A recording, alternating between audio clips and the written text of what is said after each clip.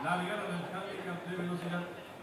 Ganancia en el camino a continuar número 1, Oro Tricolor, campeón del Total 2, único de Puerto Rico, situado en el número 6, Rey.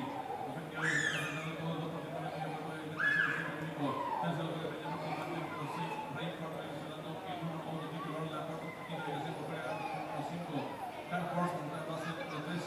Rocky Road, que ya va a dar el paquete de los 600 metros de 2 único, ganando por fuera del número 6, Rey, no perspectiva del handicap de velocidad. Está en la recta final, último 400 metros finales, el número 2, el número 6, Rey, que mejora rápidamente por fuera, el número 7, único, despegando en los últimos 300 metros finales por el centro de la pista, el número 6,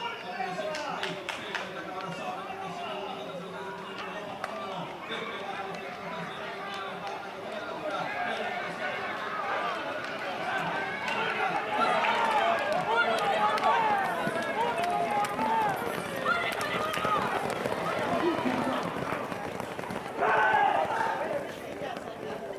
Okay.